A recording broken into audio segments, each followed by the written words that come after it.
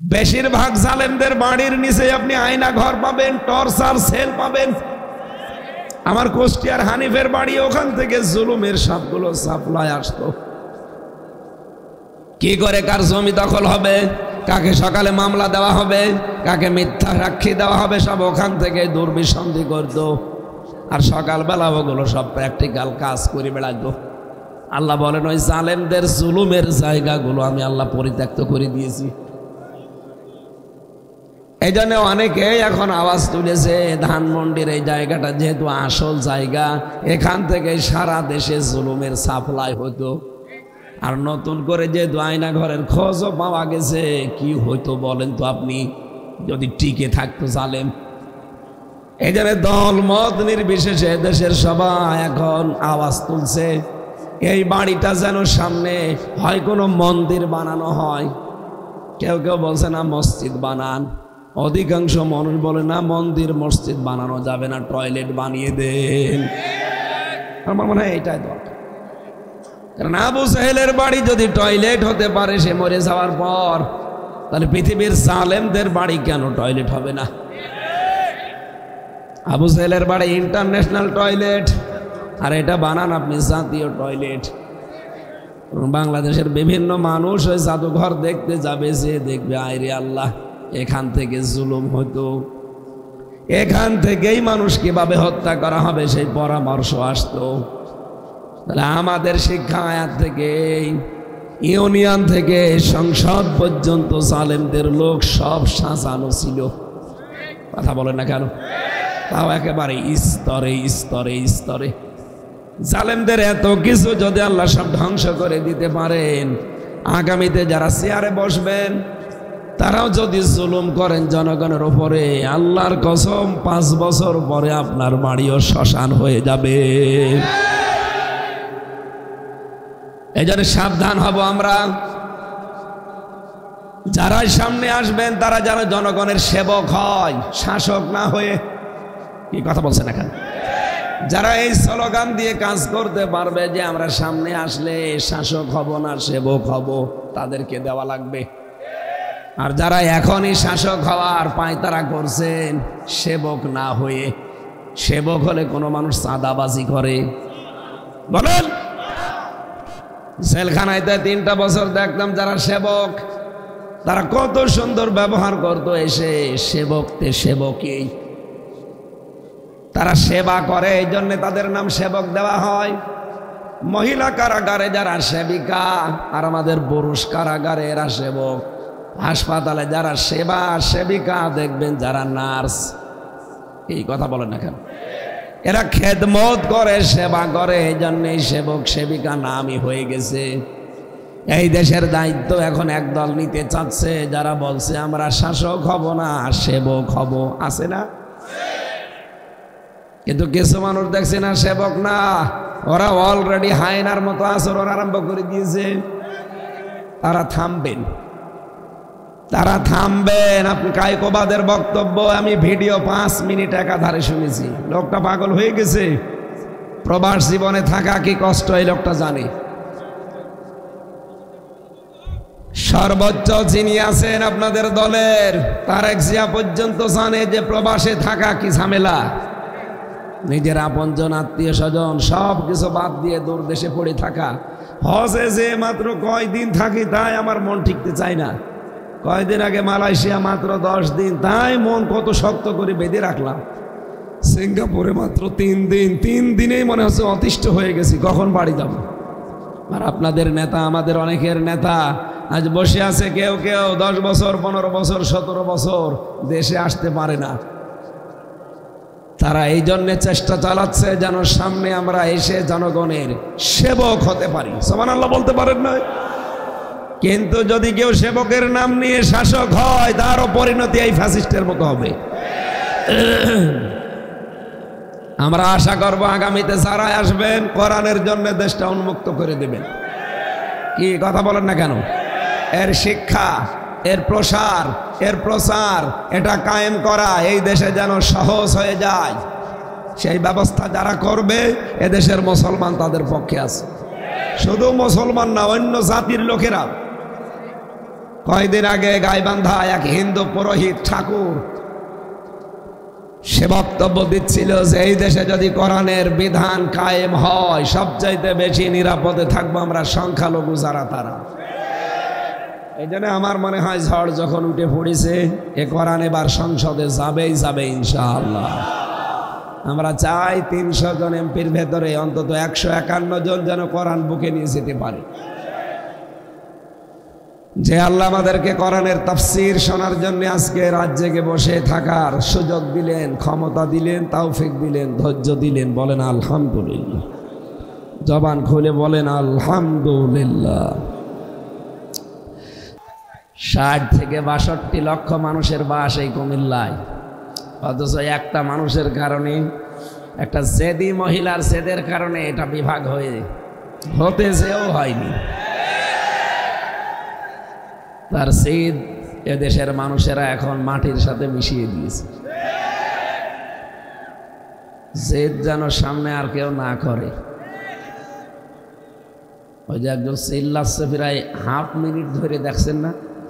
এটা আনন্দের বহির্প্রকাশ। একটা জারজ সন্তান আছে বাংলাদেশের, এক জারজ সন্তান নিঝুম মজুমদার। এই শয়তান এখন কোন দেশে আছে আমি জানি না, এ উস্কানি দিচ্ছে। এর মনে হয় পেলে যদি হাত পা ছিঁড়ে ফেলতে পারেন কোনো গুনাহ নেই। কারণ এই দেশের বিরুদ্ধে, মানবতার বিরুদ্ধে, ইসলামের বিরুদ্ধে যেই কথা বলবে আগামী থেকে তাকে ওইভাবে গুঁড়িয়ে দেওয়া হবে ইনশাআল্লাহ। ৬৫ বছর চলছে এই অনুষ্ঠানটা। আমার মনে হয় ১৫-১৬ বছরে খুব ঝামেলা গেছে। আগামী থেকে এই দেশে আর কোরআনের অনুষ্ঠানে কোনো ঝামেলা হবে না ইনশাআল্লাহ।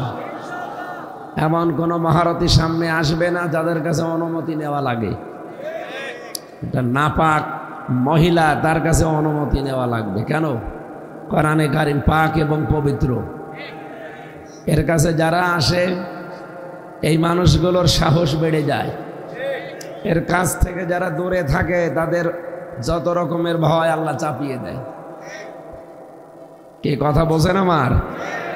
বিশ্বনবী মুহাম্মদ রাসূলুল্লাহ যেদিন হযরতে ওমরকে মুসলমান বানিয়েছিলেন, ডাক দিয়ে বলেন, হে রাসূল, এ কোরআন শরীফ সত্য না মিথ্যা?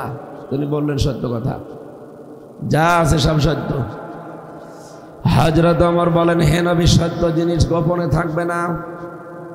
আপনি আমার সাথে একটু অনুমতি দেন, আমি এই সত্য কোরআনের পক্ষে একদম মিছিল করবো কাবার দিকে।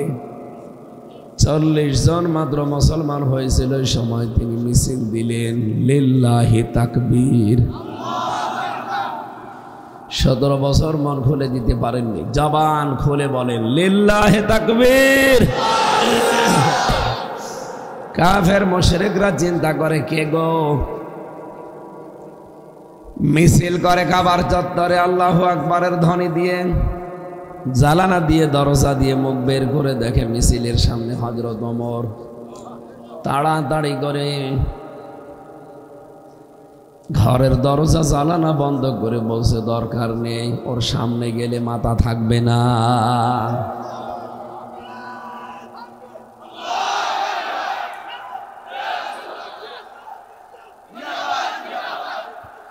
ঠিক আছে, ঠিক আছে, বসে।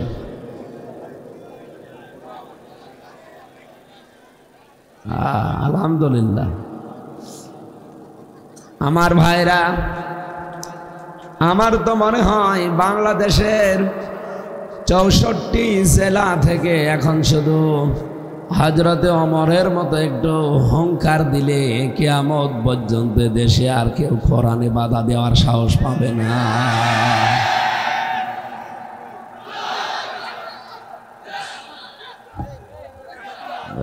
আলহামদুলিল্লাহ ভাই, ঠিক আছে। সুতরাং আমরা এই ৫৪ বছরেই কম বেশি বাধা প্রাপ্ত হয়েছি, বিশেষ করে এই ১৫.৫ বছর। আমরা আশা করছি এবং বিশ্বাস করছি সামনে এই বাধা ইনশাআল্লাহ আর হবে না। এরকম একটা দেশ আমরা চাই না। যারা এই কয়দিন একটু বলা কওয়া করছিল যে কোরআনে আমরা বাধা দেব সামনে, আজকে সকাল থেকে সুর নরম হয়ে গেছে। দেখতে পাচ্ছেন? তারা এখন বলছে আমরা জামাত, এরা আমাদের মিত্র, এরা আমাদের বন্ধু। 4-5 দিন তো উল্টাপাল্টা ফতোয়া দিচ্ছিলেন ওই চেতনার নাম নিয়ে। হাসিনার কোন চেতনা এই দেশে কিয়ামতের আগে আর কায়েম হবে না ইনশাআল্লাহ। এই দেশ চলবে এখন সামনে আল্লাহর এই কোরআন দিয়ে। আমরা এটা দেখতেও পাচ্ছি। কি কথা বলেন না কেন? সকালবেলা কায়কোবাদ সাহেব একটা ভিডিও ছেড়েছে, দেখেছেন? কয়েকদিন আগে ছেড়েছে, আমি সকালবেলা দেখলাম। উনি বলছে সামনে যেন কেউ জুলুম, অত্যাচার, নির্যাতন না করে। তার মানে কথার ইঙ্গিত কোন দিকে আপনি টের পাচ্ছেন? জ্ঞানী মানুষ তো 5 বারের এমপি হওয়া যেভাবে, উনি তো আর এই যে 15 বছরের মতো এমপি না, নাকি? এই 15 বছরে যারা এমপি হয়েছেন, মন্ত্রী হয়েছেন, যদি লেখেন পোস্টারে কোনো জায়গায় যে সাবেক এমপি, আর লিখতেও পারবেন না, বাড়ি ঘরে তো নেই, থাকবেন কোথায়? সারা বাংলাদেশে যেভাবে আরম্ভ হয়েছে, আর কয়েক ঘন্টা চাক দেখেন, এই দেশে কোনো জালেম এবং ফ্যাসিবাদের দোসরের মাথা গোজার ঠাঁই থাকবে না ইনশাআল্লাহ। এটা দেখে যদি আগামীর যারা, এরা যদি শিক্ষা নেয়, ভালো না নিলে তাদের কপালে এর চাইতেও বেশি দুষ্কর আছে। এই জন্য আজ সকাল থেকে যারা এই কথা বলছেন যে আমরা কারো শত্রু না, জামাত আমাদের বন্ধু মিত্র, এই কথা কয়দিন আগে যদি বলতেন, এই মানুষগুলোকে খেপিয়ে দিলেন কেন? আপনারা যেমন মাজলুম, এই দেশে ওই 14 দল বাদ দিয়ে সবাই মাজলুম। কথা বলেন না কেন? এই জন্য এখন শুধু ফ্যাসিবাদের ঘর বাড়ি, অফিস আদালত ভাঙছে না জনগণ, ওর সাথে দোসর যারা ছিল, আমার কুষ্টিয়ার জাসদের ইনু না নুনু, এ নুনু শেষ। সারা দেশে নুনু মার্কা লোক যারা, মেনন মার্কা যারা, একটাও রাখে না জনগণ, সব বাড়ি ঘর পৌঁছিয়ে দিয়েছি। কেউ যেন মাথা তুলে দাঁড়াতে না পারে, বিশেষ করে ফ্যাসিবাদ যারা। আপনার একটু আফসোসও আসে না? এতগুলো মানুষ মারলেন, সে আপনি মানুষ, আবার উস্কানি দেন বসে বসে। যদি উস্কানিটা না দিত তাহলে 32 নম্বরটা অন্তত ভাঙতো না। নিজের পায়ে নিজে কোড়াল মারলেন, আর এই যে সারা দেশের এখন কপালে আগুন লাগিয়ে দিলেন। নিজে যাওয়ার সময় তো কিছুই করে যাননি, কাউকে বলেও যাননি, খালি 14টা ব্রিফকেস নিয়ে চলে গেছেন। ওর ভেতরে শুধু ছাই ছিল, হ্যাঁ, মাটি ছিল। 14টা ব্রিফকেস ভরে নিয়ে চলে গেলেন। এই জন্যই তো এখন আমরা ঋণী হয়ে গেছি। আর বসে বসে কাজ কাম নেই, উল্টা পাল্টা কথা ওখান থেকে ছড়াচ্ছে। ওনার কোনো কথা যেন এই দেশের কোনো মিডিয়ায় আর প্রচার করা না হয়। এটা ডক্টর ইউনূস জানিয়েই দিয়েছে কয়েকদিন আগে যে ওনার কথা প্রচার করা দণ্ডনীয় অপরাধ। কারণ ভালো কথা তো বলে না, ঝগড়াতে মহিলা খালি ঝগড়ার কথা বলে। মানুষের বিবেক বুদ্ধি সব হারিয়ে গেছে। আল্লাহ ধরেছে একেবারে জাত মতো। কে কথা বলেন না কেন? ফাকুতিয়া দাবিরুল কওমিল্লাযিনা যালামু, যারা আলেম আছে জিজ্ঞাসা করেন তো, কতিয়া এটা মজুল, এর কর্তা বা ফাইল জানা নেই। আমি যখন আসছি তখনও অন্তত কুমিল্লার বাহার সাহেবের বাড়ি মাটির সাথে মিশানো হচ্ছে। এটা মিশাচ্ছে কে? না না, এখানে ফাকুতিয়া আছে। আল্লাহ বলেন জালেমদের শিকড় কাটা হয়ে গেছে। কেটেছে কে? কেউ জানে না। সারা বাংলাদেশে ধানমন্ডি সহ যতগুলো বাড়ি ঘর ভাঙা হয়েছে, কে ভেঙেছে বলতে পারবেন? পারবেন না। না, আল্লাহ না, কারণ এর ফাইলই জানা নেই। এর কর্তা কে, কে যে কাজ করছে কেউ জানে না।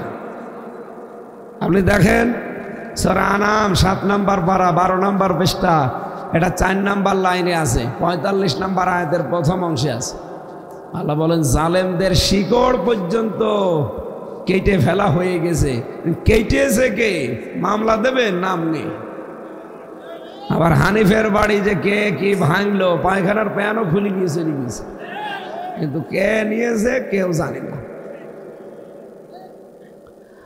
আল্লাহ রাব্বুল আলামিন বলেন সূরা নমল 19 নাম্বার বানার 20 নাম্বার পৃষ্ঠা 7 নাম্বার লাইনের 52 নাম্বার আয়াতে আছে ফাতিলকা বুয়ুতুহুম খাবিয়াতাম বিমা যালামু।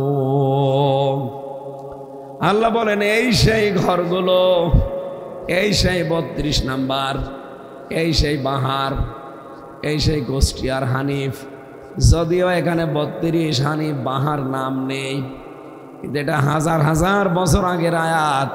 লূত নবীর উম্মতদের সম্পর্কে আল্লাহ নাজিল করেছিল। আমার মনে হচ্ছে 2024-25 আবার আরেকবার নাজিল হচ্ছে। 6 মাস বন্ধ ছিল, এখন আমার নতুন করে নাজিল হওয়া আরম্ভ হয়েছে। আল্লাহ বলেন এই সেই ঘরগুলো খাবিয়াতান, এগুলো আমি আল্লাহ সব পরিত্যক্ত করে দিলাম, জনশূন্য করে দিয়েছি। আপনি তাকান, এখন গতকালকে রাত 9টা থেকে শুরু হয়েছে, আজকে রাত 10:30 বাজে। সারা বাংলাদেশে একই অবস্থা।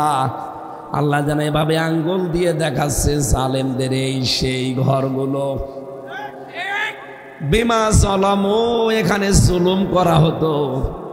এ সমস্ত ঘরের নিচে যে জুলুম হয়তো তার প্রমাণ আজকে পেয়েছে ধানমন্ডির এই 32 নম্বরে মাটির নিচে আয়না ঘর। সব সাংবাদিকরা যে ভিডিও করে দেখাচ্ছে 6 তালা নিচে আর ওপরে 6 তালা, মাটির নিচে 6 তালা। কি করবেন আপনি? যে দেখে ওনারা সব ছোট ছোট ঘর। তার মানে এই জুলাই আগস্টের বিপ্লব যদি সফল না হতো, যারা এগুলো ঘাড়ে নিয়েছিল, মাথায় নিয়েছিল, এগুলো সব নিয়ে ওই জায়গায় বন্দী করে রাখত। আল্লাহ পাক বলেন এদের এই জুলুমের কারণে এদের বাড়ি ঘর পর্যন্ত আজ জনশূন্য পরিত্যক্ত করে দিয়েছি। এ পর্যন্ত ছিল ওদের ব্যাপার। এর পরের অংশটা আল্লাহ আমাদের জন্য দিয়েছেন। এটা আর বলার দরকার নেই। এটা বললে যদি আমার গায়ে আবার চলে আসে, ইন্না ফি যালিকা লায়াতাল লিকাউমিন ইয়ালামুন। যেহেতু মাদ্রাসাটা এখানে আয়াতে 2টা তাকিদ আছে, ইন্না আছে আর লাম আছে। আল্লাহ বলেন অবশ্যই এর ভেতরে শিক্ষা আছে যারা জ্ঞানী সম্প্রদায় তাদের জন্যে। সুতরাং আমরা জ্ঞানী যারা, তাদের জন্য এখানে শিক্ষা কি? জালেমদের এত বড় শিকড় যদি আল্লাহ কেটে ফেলতে পারে, আপনি চিন্তা করতে পারেন ওদের শিকড় কত নিচে ছিল। বেশিরভাগ জালেমদের বাড়ির নিচে আপনি আয়না ঘর পাবেন, টর্চার সেল পাবেন। আমার কুষ্টিয়ার হানিফের বাড়ি, ওখান থেকে জুলুমের সবগুলো সাপ্লাই আসতো। কি করে কার জমি দখল হবে, কাকে সকালে মামলা দেওয়া হবে, কাকে মিথ্যা সাক্ষী দেওয়া হবে, সব ওখান থেকে দুর্বিসন্ধি করত। আর সকালবেলা ওগুলো সব প্র্যাকটিক্যাল কাজ করে বেড়াতো। আল্লাহ বলেন ওই জালেমদের জুলুমের জায়গাগুলো আমি আল্লাহ পরিত্যক্ত করে দিয়েছি। এই জন্য অনেকে এখন আওয়াজ তুলেছে ধানমন্ডির এই জায়গাটা যেহেতু আসল জায়গা, এখান থেকে সারা দেশে জুলুমের সাপ্লাই হতো। আর নতুন করে যেহেতু আয়না ঘরের খোঁজও পাওয়া গেছে, কি হইতো বলেন তো আপনি যদি টিকে থাকতো জালেম।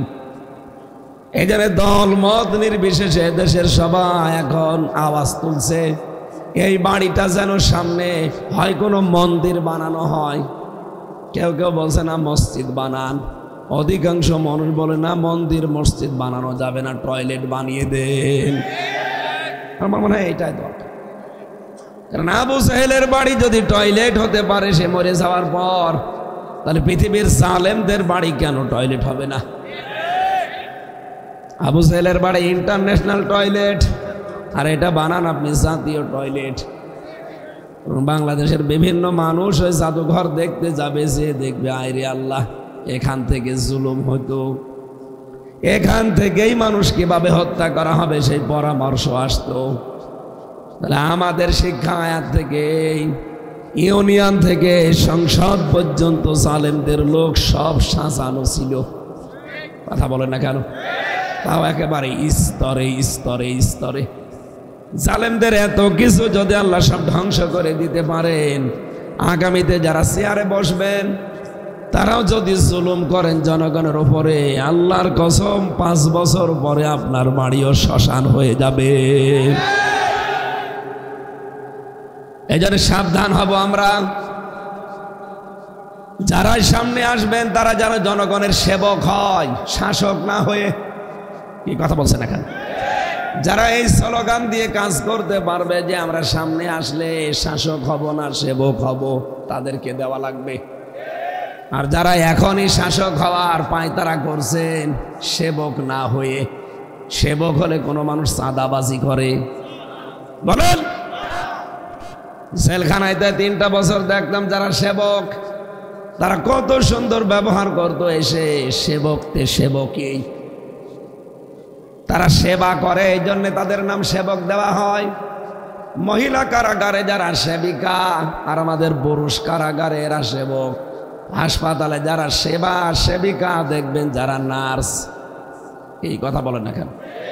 এরা খেদমত করে, সেবা করে, এই জন্যই সেবক সেবিকা নামই হয়ে গেছে।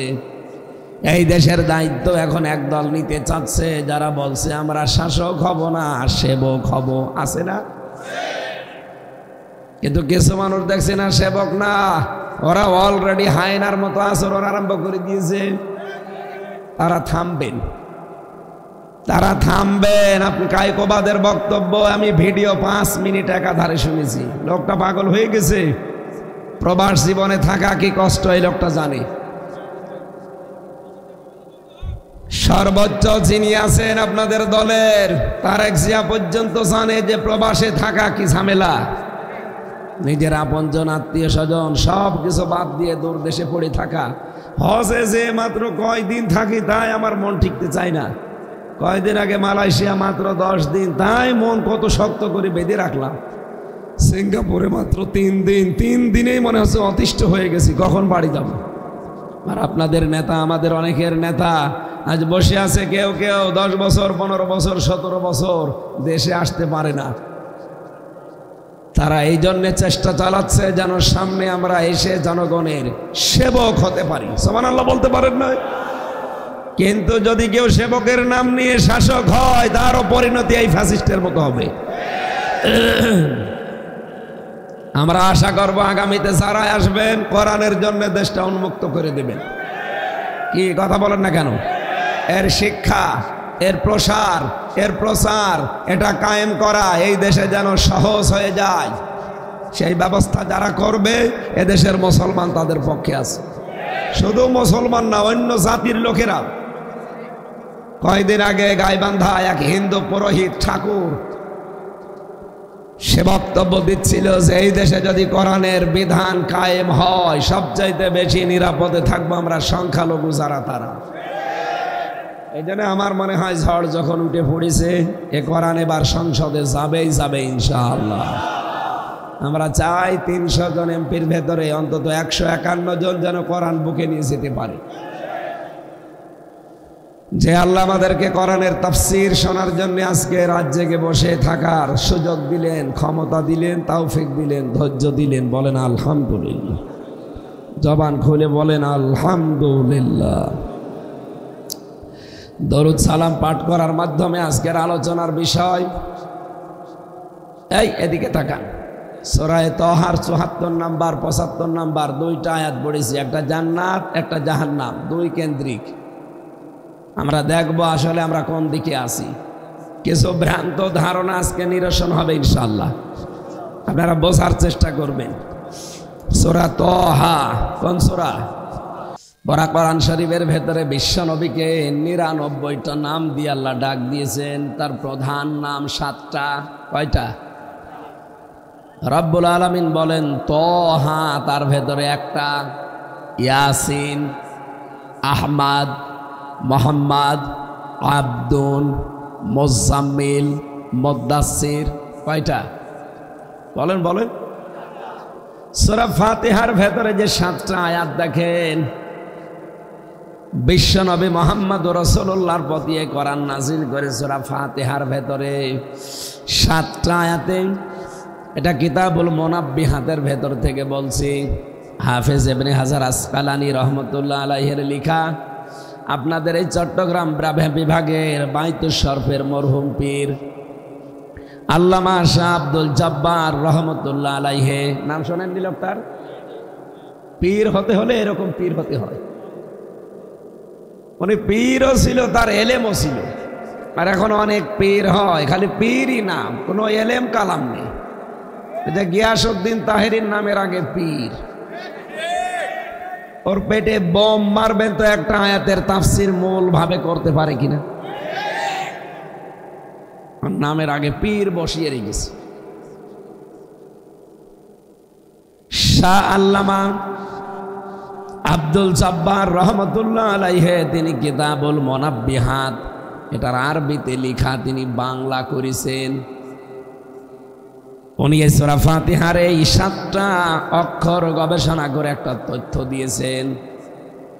আমরা বাংলাদেশে এখন 48,000 পীর নাম শুনি, পীর হতে হলে আব্দুল জব্বারের মতোই হওয়া লাগবে, এইরকম পীর হবে। তিনি লিখেছেন সূরা ফাতিহায় রব্বুল আলামিন এই 7 আয়াতের ভেতরে 7টা অক্ষর দেননি, 7টা হরফ। কয়টা? এদিকে তাকান, কয়টা? 7টা হরফ তিনি দেননি। চিন্তা ভাবনা করে তিনি কিন্তু গবেষণা করে বের করলেন। কেন? সূরা ফাতিহার পুরা 7টা আয়াতে আপনি সা অক্ষরটা খুঁজে পাবেন না। কি অক্ষর? সা অক্ষর আল্লাহ পাক এই সূরার ভেতরে দেননি এই কারণে, কারণ সা দিয়ে যে শব্দটা তৈরি হয় সাবুর, সাবর মানে ধ্বংস। সাবর মানে কি? সূরা ফাতিহার এই 7টা আয়াত যদি কেউ দুনিয়াতে আমল করতে পারে, প্র্যাকটিক্যাল লাইফে সেট করতে পারে, আমার আল্লাহ তার জীবনটা ধ্বংস করে দেবেন না। 2 নম্বরে তিনি দিয়েছেন যে এর ভেতরে আপনি জিম খুঁজে পাবেন না। জিম যে অক্ষরটা কেন নেই? কারণ জিম দিয়ে পড়া কোরআনে সেখানেই দেখবেন জাহান্নাম লেখা আছে। জাহান্নাম কয়টা দরজা? 7টা। বলেন বলেন। জাহান্নামের এই 7টা দরজায় আল্লাহ তার জন্য বন্ধ করে দেবেন যিনি সূরা ফাতিহার 7টা আয়াত জীবনে সেট করতে পারবে। সূরা ফাতিহাতে 3 নাম্বার তিনি দিয়েছেন খ অক্ষর পাবেন না। খ দিয়ে আপনি শব্দ তৈরি করতে পারেন খব্বারি, এর বাংলা অর্থ হচ্ছে ভব ঘুরিয়ে। খবারি মানে কি? খব্বারিন মানে ভব ঘুরে, যার কোনো কাজ কাম নেই, উদ্দেশ্য নেই। এর আরেকটা অর্থ আছে লম্পট। এই পৃথিবীতে সূরা ফাতিহার 7টা আয়াত যদি কারো জীবনে সেট হয়ে যায়, সে কোনোদিন লম্পটগিরি করবে না। আজ লম্পটের অভাব আছে দেশে। আমি নাম নিলাম না, ওদের নাম নিতেও আমার ঘৃণা লাগে। 4 নম্বরে আপনি শিন পাবেন না। শিন দিয়ে শব্দ তৈরি করা যায় শাখাওয়াত। শাকাওয়াত না, শিন দিয়ে শাকাওয়াত হলে সৌভাগ্য, আর শিন দিয়ে শাকাওয়াতুন মানে দুর্ভাগা। কোরআনে কারিমের সূরা ফাতিহার 7টা আয়াত জীবনে থাকলে আপনাকে আল্লাহ দুর্ভাগা করে দেবে না, আপনার ভাগ্য সুপ্রসন্ন হয়ে যাবে। এই জন্য সূরা তাহার প্রথম আয়াতে আল্লাহ এটাই জানিয়েছেন, তাহা মা আনজালনা আলাইকাল কুরআনা লিতাশকা। এই কোরআন আমি আপনার প্রতি এই জন্য দেইনি যে আপনি ভাগ্যহত হবেন, দুর্ভাগা হবেন, আপনি ভাগ্য হারিয়ে ফেলবেন না। এই কোরআন এই জন্য দিয়েছেন যে আপনার ভাগ্য খুলে দেবে, আপনি ভাগ্যকে সুপ্রসন্ন করতে পারবেন। 5 নাম্বারই আমি এর ভেতরে পেয়েছি, সূরা ফাতিহার ভেতরে আপনি জ শব্দটা পাবেন না। কি? জ অক্ষর দিয়ে দেখবেন পুরা কোরআনে বেশিরভাগ জুলমুন বা জুলমাতুন লেখা আছে, এর বাংলা অর্থ হচ্ছে অন্ধকার। এই 7টা আয়াত জীবনে যদি সেট করতে পারেন, অন্ধকার আপনার জীবনে নেমে আসবে না। সুবহানাল্লাহ বলতে পারেন না? এরপরে পেয়েছি ঝা, 6 নাম্বার অক্ষর। এটা সূরা ফাতিহার ভেতরে ঝা এই অক্ষরটা নেই। ঝা দিয়ে কোরআনে কারিমে আল্লাহ নিজেই দিয়েছেন যাক্কুম। এটা জাহান্নামী মানুষদের খাবার। ইন্না শাজারাতাজ যাক্কুমি তুআমুল আসিম। অবশ্যই পাপিষ্ঠ যারা তাদের খাবার হবে এই যাক্কুম। মুখের ভেতরে দিতে দেরি, ভেতরেও যাবে না, বেরও হবে না, গলায় আটকে যাবে। তার মানে যাক্কুম গাছের ফল আপনাকে খাওয়া লাগবে না, জাহান্নামেও যাওয়া লাগবে না। সূরা ফাতিহা যদি আমল করেন, সর্বশেষ 7 নম্বর অক্ষর আপনি পাবেন না, ফা। কি বললাম? ফা দিয়ে ফিরাকুন মানে বিচ্ছেদ। এই কোরআনের সাথে যদি সত্যি আপনার সূরা ফাতিহার সম্পর্ক আপনার জীবনে থাকে, আল্লাহ আপনার থেকে আপনার সন্তানাদি, আপনার আত্মীয় স্বজন, আপনার জনগণ, এমনকি আপনার এই দেশে যা করেছেন তার থেকে আপনাকে আল্লাহ বিচ্ছেদ করবে না। আজ হাসিনাকে আল্লাহ বিচ্ছেদ করে দিয়েছে, তার সন্তানাদি, তার সম্পদাদি, তার দলের লোক, তার দেশের লোক। এই কথা বলছেন না কেন? এমন একটা মানুষের সাথে সম্পর্ক করে এখন আছে যার সাথে বিয়ে পোষাও জায়েজ নেই। বিয়ে করা জায়েজ আছে লোকটার সাথে? বিয়ে যদি করতে চাই তাহলে দাদার শেষ বয়স আবার মুসলমানি দেওয়া লাগবে। আর এখন যে বয়স ও দাদার মুসলমানি দেবেন জিনিস খুঁজে পাবেন, আর এই বয়সে আপনি হাজাম পাবেন কোথায়? ও বুড়ো হাজাম ছাড়া কেউ কাটতে পারবে? আর কেউ তো চোখ খুলে কাটা যাবে না, কারণ ও পাকা মোটা। কাটতে গেলে এখন চোখ বন্ধ করে কাটা লাগবে। শেষে দেখা যাচ্ছে আগা কাটতে যে গুড়াকে কাটবে। সুতরাং দাদারে শেষ বয়সে মুসলমানি দেওয়াও সম্ভব না, ও বিয়ের স্বাদ আর মেটবে না। সুতরাং যারা এই স্লোগান বেঁধেছেন, এই স্লোগান বন্ধ করেন। মোদির বউ নাই, এটা আর বলা যাবে না। শেখ হাসিনার জামাই নাই, না এটা বলা যাবে না ভাই। কারণ এর সাথে কিয়ামতের আগে বিয়ে হবে না। এখন বিয়ে হতে হলে শর্ত 2টা, কালেমা পড়া লাগবে, মুসলমানি দেওয়া লাগবে। এটাকে আমি বানালাম। সূরা বাকারা 2 নম্বর পারা 14 নম্বর পৃষ্ঠার 4 নম্বর লাইনের, এটা 221 নম্বর আয়াতের মাঝের অংশে আছে। নিয়ে আসেন কোরআন শরীফ। এইতে জিজ্ঞাসা করেন, ওয়ালা তুনকিহুল মুশরিকিনা হাত্তা ইউমিনু। যতক্ষণ মুশরিক পুরুষ ঈমান না আনবে, মুসলমানি না দেবে, মুসলমান না হবে, ওর সাথে কোনো মুমিনা নারীর বিয়ে করা জায়েজ নেই। আমাদেরটা যাই হোক, ওটা তো মিথ্যা কথা মতো যাই বলে, কিন্তু সে তো একটা হাজি নাকি? কথা বলে না কেন? সে একটা মুসলমান হাজি না? যদিও তার হজের একটা কথাও সে ঠিক রাখে নাই। কারণ হজে যে মানুষ প্রথমেই বলে ইন্নাল হামদা, যত প্রশংসা করি আজকে থেকে সব তোমার করব, হে আল্লাহ আমি কথা দিয়ে গেলাম, অথচ বাংলাদেশে এসে যত প্রশংসা সব বাবার প্রশংসা। তার মানে তার নিজের কথাই ঠিক নেই। এ কথা বলে না কেন? 2 নম্বরে বলা হয় অন্যায়মাতা লাকা, যত নিয়ামত আমাকে দিয়েছে সব তোমার জন্য ব্যয় করব, অথচ ক্ষমতা আল্লাহর নিয়ামত না? এই কথা বলে না কেন? এই নিয়ামত বেশে আল্লাহর আইনগুলো আরো তুলে দেওয়ার চেষ্টা চালিয়েছে। 3 নম্বরে বলা লাগে বল মুলকা লাকা, আমি যদি রাজ্য রাজনীতি দেশে যেয়ে করি তোমার জন্য করব, আর এসে আরো আল্লাহর রাজনীতি বন্ধ করে দেয়। শেষে বলা হয় লা শারিকা লাকা লাব্বাইক, হে আল্লাহ আমি চলে যাচ্ছি, কিন্তু আমি মুশরিক না, তুমি আমার নামটা একটু হাজিরা খাতায় লিখে নিও।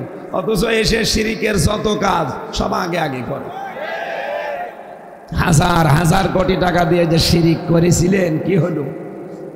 প্রিন্সিপালের মাথার উপরেও রেখেছিলেন বাবারে, নিজেরে রেখেছে। এখন 5 তারিখের পরে নামিয়ে আগুন ধরিয়ে দিয়েছে। আর গতকাল রাত থেকে যা ভাঙ্গা আরম্ভ হয়েছে, কোন মূর্তি এই দেশে থাকবে না ইনশাআল্লাহ। এতে যদি আবার ছেলে যাওয়া লাগে আমরা যেতে রাজি আছি না। এদেশে কোনো মূর্তি থাকবে না। মূর্তির সংস্কৃতি এটা মুশরিকদের। আমরা কি মুশরিক? হ্যাঁ, হিন্দুরা যদি তাদের মূর্তি বানিয়ে পূজা করে বাড়ির ভেতরে, ঘরের ভেতরে, মন্দিরে, কোনো অসুবিধা নেই, করবে তারা। কিন্তু আমরা মুসলমান দাবি করে কোনো মাথার উপরে মূর্তি দেখতে চাই না। আগামীতে এই দুঃসাহস কেউ দেখাবেন না, তাহলে 5 বছর পরে দেখা যাচ্ছে আপনারটাও আগুন লাগিয়ে জনগণ পুড়িয়ে দেবে। আল্লাহ এত বেশি রেগে যায় শিরিক করলে, জানেন? এই যে এই মানুষটা, কিছু লাগবে না, ইনি যদি এখন বাড়িতে যেয়ে দেখেন ওনার স্ত্রীর কাছে পাশের বাড়ির এক সলিমদ্দি শুয়ে আছে, বউকে জড়িয়ে ধরে, কিছু কিন্তু করেনি, এমনি শুয়ে আছে, উনি মানবে? আমি মানব? বাড়িতে ঢুকে যদি দেখি পাশের বাড়ির সলিমদ্দির সাথে শুয়ে আছে, শুধু একটা লাঠি নিয়ে বউকে না দুইজনকে আদামারা করে ফেলবো, তখন মেরে ফেলবো। কিছুই করেনি, শুধু জড়িয়ে শুয়ে আছে, এই দিয়ে যদি আপনার রাগ হয়ে যায়, আল্লাহ বলেন বীর্য থেকে শুরু করে হামজা পর্যন্ত আমি বানিয়েছি, নাকি কারো কোনো অধিকার আছে? কারো অধিকার নেই। হ্যাঁ, মা বাবা শুধু বিছানায় ছিল, এই বাকি যা করেছে বলেন তো কে? বিজ্ঞান এখন জানিয়েছে বাবার এই স্ফলিঙ্গ দিয়ে বের হয়ে যাওয়া এই নাপাক বীর্যটা দিয়ে আল্লাহ 5টা জিনিস তৈরি করে। মায়ের রেহেমের ভেতরে যে নাপাক পানির থলি আছে, ওই পানি দিয়ে আল্লাহ আরো 4টা জিনিস তৈরি করে, চুল, রগ, হাড় আর পর্দা, রক্ত, গোশত, চর্বি, চামড়া আর স্তর। এই 8টার একটা 9টা জিনিস যখন এক হয়, রব্বুল আলামিন বলেন আমি নিজে আমার যে রব নামটা নিয়েছি এই কারণে তোকে বানাতে 5টা জিনিস স্পেশাল ভাবে দিয়ে দেই। ওয়াজাআলা লাকুমুস সামআ ওয়াল আবসারা ওয়াল আফইদা ইলা আখিরি আয়া। সূরা নাহাল 14 নম্বর পারার 14 নম্বর পৃষ্ঠার 14 নম্বর লাইনের 13 নম্বর লাইনের 78 নম্বর আয়াতের মাঝের অংশে আছে। আল্লাহ বলেন শ্রবণ শক্তি, দর্শন শক্তি, বাক শক্তি, আকেল শক্তি আর ঘ্রাণ শক্তি, এই 5টা আমি আল্লাহ নিজে দান করেছি।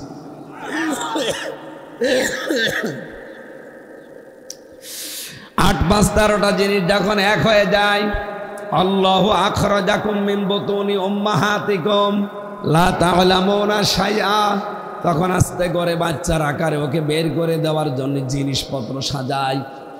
কমপক্ষে 360টা হাড় দেয়, এক একটা হাড় শরীরের ভেতরে এক এক রকম। যত হাড় প্রকার আমাদের শরীরে আছে, সব হাড় যদি একরকম হতো জীবনও চলাফেরা করতে পারতেন না। কথা বলে না কেন? শুধু হাড় দিয়েই শেষ করে দেয়নি, প্রতিটি হাড়ের সাথে আমি জয়েন্ট দিয়েছি। এই জয়েন্টগুলো যদি না দিতাম কোনো জিনিস ধরতেও পারতিস না। তোর এই 3.5 হাত বডির ভেতরে 9768 প্রকার চামড়া দিয়েছি, এক এক জায়গার চামড়া এক এক রকম, এক চামড়ার সাথে মেলে না। এমনকি আমার চামড়ার সাথে যদি ভাইয়ের চামড়া আপনি দেখেন মনে হচ্ছে একরকম, ওনার চামড়া কেটে যাক, ফেটে যাক, ছিঁড়ে যাক, আমার চামড়া লাগিয়ে দেবেন, পছন্দ ধরবে। কে পরীক্ষা করে দেখেন। ওনার চামড়া যদি কেউ ভালো বানাতে চান, তাহলে ডাক্তারদের উচিত হবে ওনার শরীরের এই 9768 প্রকার কোন জায়গার চামড়া কেটে ওখানে লাগানো লাগবে। আপনি কোনোদিন চিন্তা করেছেন কেন আমার চামড়া লাগে না ওনার শরীরে? কেন? কোরআন হাদিসের বর্ণনা এই, পৃথিবীর বান্দা বান্দিরা তোর চামড়া এর চামড়ার সাথে মেলে না, আর কিয়ামতের দিন ও তোর বোঝা, পাপের বোঝা বহন করে দেবে। ও বলে আর তুই বিশ্বাস করিস? ও তো একটা ভণ্ড আর তুই পাগল। ও বাংলার মুসলমানেরা, কেউ কারো বোঝা বহন করবে না। ওয়ালা তাসিরু ওয়াসিরাতু বিজরা উখরা, কিয়ামতের দিন যার বোঝা তার বহন করা লাগবে। কথা বলেন ঠিক কিনা? কেউ কারো বোঝা বহন করবে? আরো জোরে বলেন না। সুতরাং যে ভণ্ড পীরগুলো এই কথা ছড়ান যে তোর কোনো চিন্তা নেই, তোর বাবা আছে, ওটা একটা ভণ্ড। কেউ কারো বোঝা বহন করবে না কিয়ামতে। এখানে চামড়ার সাথেও চামড়ার মিল নেই। আরো কয়েকটা জিনিস আমি দেখেছি মেলে না, তার ভেতরে হাতের এই আঙ্গুলের ছাপ, এর ভেতরে 53টা রেখা আছে, কিন্তু কারো সাথে কারো রেখা আজ পর্যন্ত মেলেনি, কিয়ামত পর্যন্ত মিলবেও না। যদি কারো সাথে কারো রেখা মিলেছে তো কারো জমি জায়গা ঠিক থাকতো, সব জাল দলিল করে নিয়ে নিতাম। আরো একটা আশ্চর্য আমি কয়েকদিন আগে পেয়েছি, এই ছেলে যাওয়ার আগে। আমার শরীরের এই যে বিশেষ করে এই জায়গাটুকু যেখানে 153টা রেখা আছে, এইটা আর এইটা, এই জায়গা থেকে যদি আপনি ছুরি দিয়ে কেটে কেটে সব রেখাগুলো তুলে ফেলেন, দেখবেন কিছুদিন পরে যখন এটা ভালো হয়ে যাবে, ওই রেখাগুলো আবার আগে যা ছিল তাই হয়ে যাবে। আমি নিজে এটা প্রমাণ করেছি যে এই জায়গাটা 19 সালে কেটে গিয়েছিল। 20 সালের শেষের দিকে জেলে যাওয়ার আগে একবার আমি পরীক্ষা করেছিলাম, এটা ভালো হয়ে যাওয়ার পর আমি আঙ্গুলের ছাপ জানি 153টার উপরে হয় না। পরবর্তীতে 1.5 বছরের মাথায় দেখলাম আমার আল্লাহ আবার আগেরটা ফিরিয়ে দিয়েছে।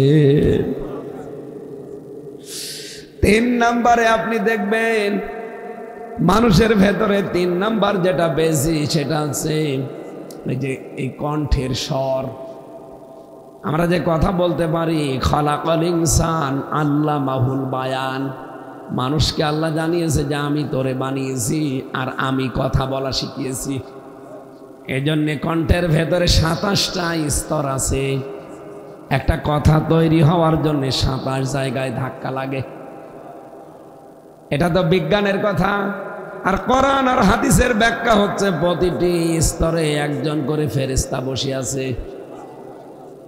এর কাছে এর কাছে এর কাছে এভাবে দিতে থাকে। 27 নাম্বার জায়গায় যে কার কথা কণ্ঠের সাথে কোন অবস্থায় দিলে মিলবে, 26 নাম্বার পর্যন্ত ঠিক আছে। 27 নাম্বার জায়গায় ফেরেশতা ওটা ওই রকম করে বের করে দেয়। আমার কথা ওনার কথা যদি সব একরকম করে বের করে দিত, দুনিয়াতে মুসিবতের শেষ থাকতো না। এর রাত 11টা 11:30টায় যদি বাড়ি যেয়ে বলতাম যে ম্যাডাম দরজা খোলেন, অথচ কণ্ঠ আমার না উনি, বলেন তো ঠিক থাকতো? বাবা শাহজালাল সব হালাল হয়ে যেত। কণ্ঠের সার কারো সাথে আজ পর্যন্ত কারো মেলেনি, কিয়ামত পর্যন্ত এটা মিলবে না। 4 নম্বরে আমার আল্লাহ জানিয়েছেন এই যে জিহ্বা জহব্বার যে স্তর, যে স্বাদ নেই আমরা 1,17,000 এর ভেতরে আমার আল্লাহ আস্বাদন স্তর দিয়েছেন। বিজ্ঞান কোন কোন জায়গায় লিখেছে 1,50,00,000। আর এর ভেতরে স্বাদ নেওয়ার জন্য যে স্তরগুলো আল্লাহ দিয়েছেন জহব্বায়, কমপক্ষে 357 প্রকার খাবারের স্বাদ আপনারা এই জহব্বা একবারে নিতে পারে। বাংলাদেশ সহ বিশ্বে যতগুলো দেশে আমি এই ছোট বয়সে গেছি, কোন রেস্তোরাঁ, কোন হোটেলে, কোন বাড়িতে একবারে 357 প্রকার খাবার রান্না হয় আমি পাইনি। আপনি পেয়েছেন? বাংলাদেশের গাজীপুরের নিরিবিলি হোটেল আছে একটা কাপাসিয়ায়, এখানে সর্বোচ্চ খাবার রান্না হয় 180 প্রকার, এর উপরে আমি আর পাইনি সারা বাংলাদেশে। এইটাই ওরাই কাঁঠালের পাতা, আমের পাতা ভর্তা বানিয়ে বলে এইটাও খাবার। কাঁঠালের পাতা নিয়ে এসে ভর্তা বানাবে, বলে এটা একটা ভর্তা। এ আমের পাতা ভর্তা, কচুর পাতা ভর্তা, এরকম সব মিলে 180। আর আমার জহব্বায় স্বাদ নিতে পারে 357টা স্তর আছে। সুবহানাল্লাহ বলতে পারেন? পৃথিবীর কোন হোটেলে এত প্রকার খাবার বানাবে বলেন? 5 নাম্বারটা বেশি এই চোখ। এর ভেতরে 5টা জিনিস আল্লাহ সাজিয়েছেন। এর ভেতরে আছে, আপনি দেখবেন মনি আছে, কর্নিয়া আছে, লেন্স আছে, লেন্স আছে, ইকুয়াল আছে, ডিপ ইকুয়াল আছে। কিন্তু চোখ আমরা সবাই মনে হয় যে একরকমই দেখতে, না। আমার এক এক রকম চোখ আল্লাহ এক এক রকম করে বানিয়েছে। কারণ এই চোখের সাথে মাথার ভেতরে আল্লাহ 6টা না 7টা জিনিস সাজিয়ে দিয়েছে। ফ্রন্টাল লব আছে, প্যারাইটাল লব আছে, অক্সিপিটাল লব আছে, মোটর কর্টেক্স আছে, সেন্সরি কর্টেক্স আছে, বাক শক্তি আছে। এই 7টা জিনিস পরা মাথার ভেতরে 1,70,000 তার দেওয়া আছে। এগুলো চোখের সাথে, নাকের সাথে, মুখের সাথে, পুরা শরীরের সাথে আমার আল্লাহ এমনি এমনি দিয়ে রাখে নাই। এই চোখ দিয়ে আপনি যা যাই দেখবেন না কেন, আগে মাথায় খবর হবে, মাথায় থেকে সিদ্ধান্ত আসবে যা, তারপরে আপনাকে ওইটা করতে বলবে। আমি ফ্রন্টাল লবটা মিলিয়েছিলাম কম্পিউটার দিয়ে, মাথার ভেতরে ফ্রন্টাল লব আল্লাহ দিয়েছেন। আমরা যদিও মনে করি দেখি চোখ দিয়ে, কি দিয়ে? চোখের সাথে যে তার দেওয়া আছে এটা দেখার সঙ্গে সঙ্গে ফ্রন্টাল লবে চলে যায়, ওখান থেকে সিদ্ধান্ত আসে সামনে সাপ, তাড়াতাড়ি লাঠি হাতে নাও অথবা অ্যাবাউট টার্ন করে দৌড় দাও। এই সিদ্ধান্ত দেয় চোখ না মাথা? বলেন বলেন। বিজ্ঞান এখন জানাচ্ছে এই 1,500 বছর পর যে 1,70,000 যে তারগুলো আল্লাহ দিয়েছেন, একটা তার যদি অকেজ হয়ে যায় মানুষ পাগল হয়ে যাবে। কি নিয়ামত দিয়ে রেখেছেন আপনাকে বলেন। আপনি যে বাড়াবাড়ি করেন, আপনাকে তো টাইট দেওয়ার জন্য আল্লাহর কিচ্ছু লাগবে না, শুধু মাথার